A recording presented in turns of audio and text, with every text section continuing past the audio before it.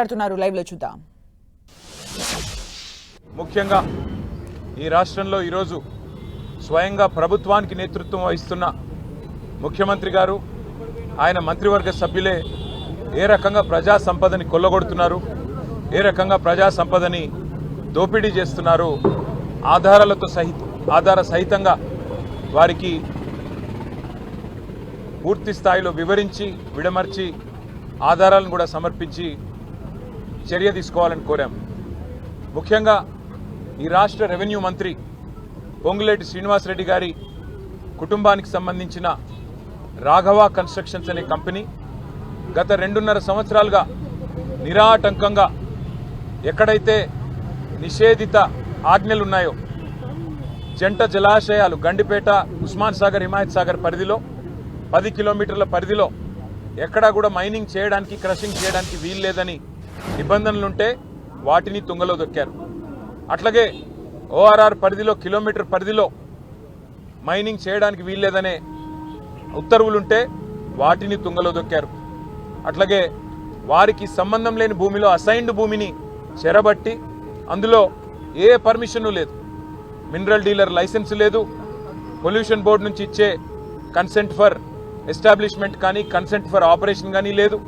అట్లాగే మరి electricity connection లేదు, ఇండస్ట్రియల్ డిపార్ట్మెంట్ పర్మిషన్ లేదు. ఏదీ లేకున్నా గత 2.5 సంవత్సరాలుగా నిరాటంకంగా 100 కోట్ల ప్రజా సంపదను రెవెన్యూ మంత్రి గారి కుటుంబానికి సంబంధించిన కంపెనీ కొల్లగొడుతున్న విషయాన్ని ఆధారాలతో సహితంగా గవర్నర్ గారికి సమర్పించాం. రాష్ట్ర ప్రభుత్వం, రాష్ట్ర ముఖ్యమంత్రి గారు, రాష్ట్ర మైనింగ్ శాఖ మంత్రి గారు ఈ అంశాన్ని మేము శాసనసభలో లేవనెత్తితే, మా శాసనసభాపక్ష ఉపనాయకుడు హరీష్ రావు గారు లేవనెత్తితే వారు స్వయంగా ఒప్పుకున్నారు. అవును, నేరం జరిగింది, తప్పు జరిగింది, చేసింది రాఘవ కన్స్ట్రక్షన్స్ అనే కంపెనీ అనే మాట స్వయంగా ముఖ్యమంత్రి గారు, మంత్రి గారు కూడా ఒప్పుకున్నారు. కానీ మంత్రి గారు తప్పు చేశారు కాబట్టి ఆత్మరక్షణలో పడి ఇవాళ మంత్రి గారిని కాపాడడానికి నానా ప్రయత్నాలు చేస్తున్నారు.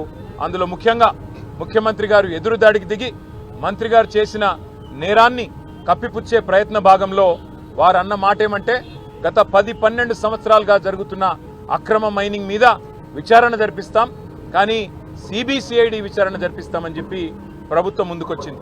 మేము అడిగింది ఏంది? సభా సంఘం వేయండి, అన్ని పక్షాల శాసనసభ్యులు, శాసన మండలి సభ్యులతో కూడిన ఒక సభా సంఘాన్ని ఏర్పాటు చేసినట్టయితే వాస్తవాలు వెలుగులోకి వస్తాయి. మంత్రి గారితో పాటు 100 అక్రమ మైనింగ్ సంస్థలు ఏవైతే ఈ ప్రభుత్వం, కాంగ్రెస్ ప్రభుత్వంలోని పెద్దలు బినామీల పేర్ల మీద నడుస్తున్నాయో అవన్నీ కూడా బయటకు వస్తాయని చెప్పి మేము సభా సంఘం వేయమంటే, సభా సంఘాలకు విలువ లేదు అంటూ ఇక్కడ శాసనసభ వ్యవహారాల మంత్రి, ముఖ్యమంత్రి స్వయంగా మాట్లాడుతూ ఉన్నారు.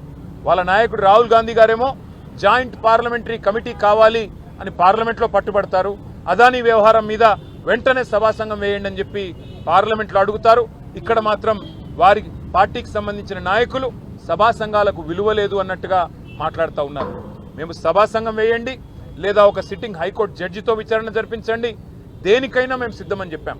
10-12 ఏళ్లుగా జరిగిన అన్ని కూడా బయటికి తీస్తామని చెప్పి హుంకరించే ప్రయత్నం, బెదిరించే ప్రయత్నం చేస్తే నిరాటంకంగా చేసుకోండి, మా ప్రభుత్వంలో ఎలాంటి తప్పులు జరగలేదు, మీరు ఎలాంటి ఎంక్వైరీ చేసినా మాకు అభ్యంతరం లేదని చెప్పి కూడా శాసనసభలో చెప్పడం జరిగింది.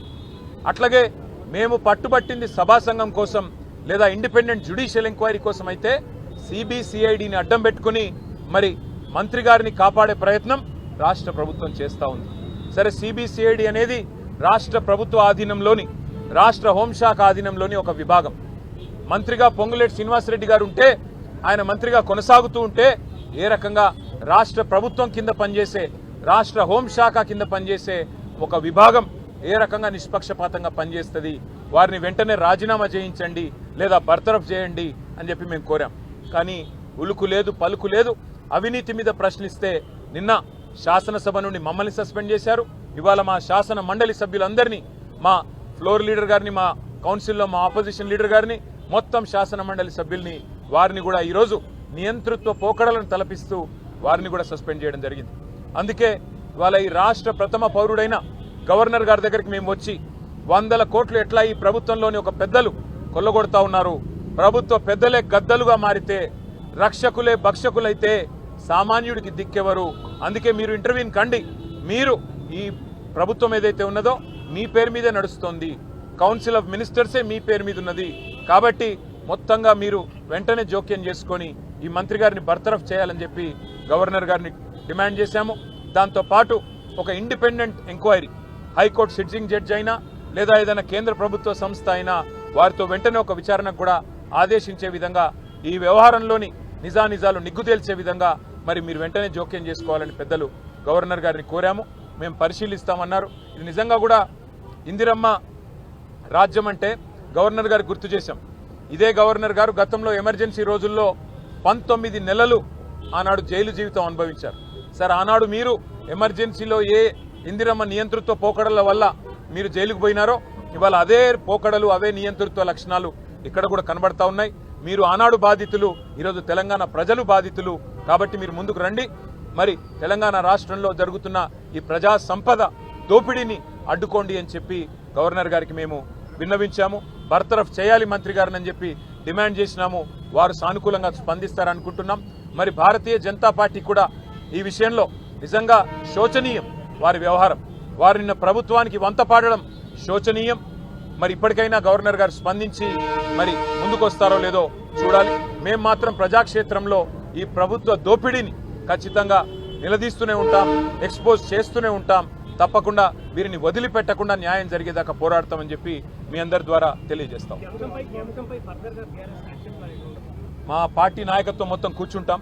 ఎక్కడెక్కడైతే ఇవన్నీ జరుగుతూ ఉన్నాయో అక్రమాలు, వాటికి సంబంధించి ఏ రకంగా ప్రజాక్షేత్రంలో కార్యాచరణ ఉండాలనేది ఆలోచించుకుంటాం. ఎందుకంటే ఇవాళ అసెంబ్లీకి చివరి రోజు, మమ్మల్ని ఎట్లాగో సస్పెండ్ చేశారు, మమ్మల్ని మా కౌన్సిల్ మెంబర్స్ని.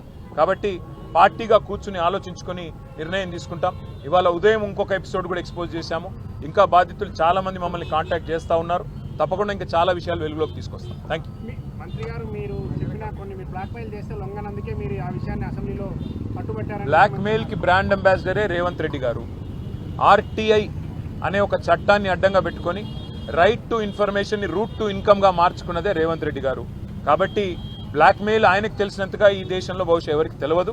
కాబట్టి ఆయన మాట్లాడితే దయ్యాలు వేదాలు వల్లించినట్టుంటది. అంతకంటే ఎక్కువ నేను చెప్పను. Thank you. ప్రభుత్వం మీది, మీరు ఏ విచారణ చేయాలనుకుంటే ఆ విచారణ చేయవచ్చు అని చెప్పి నిన్ననే మా పార్టీ తరఫున చెప్పాం. మీరు ఏ ఎంక్వైరీ, ఏ అంశం మీద వేయాలనుకున్నా మేము దాన్ని స్వాగతిస్తాము, సహకరిస్తాము. తప్పకుండా పూర్తి స్థాయిలో మేము ముందుకు వస్తున్నాం.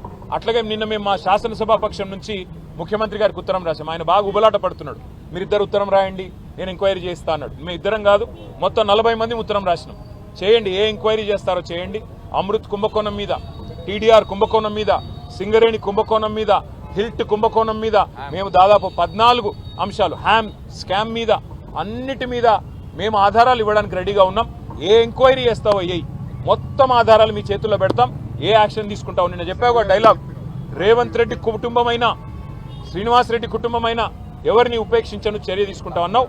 ఆధారాలతో సహితంగా ఇవాళ ఉదయం రెవెన్యూ మంత్రి గారి కుంభకోణాన్ని బయటపెట్టాం. సతీష్ షా, పల్లవి షా వాళ్ళు పాపం బాధితులు ఇవాళ మీ ముందే మాట్లాడారు మీడియా ముందు. దమ్ముంటే చర్య తీసుకొని ముఖ్యమంత్రి గారు చూపెట్టాలని చెప్పి కూడా మేము డిమాండ్ చేస్తాం. Thank you. हमारे बाकी लोग बोलेंगे.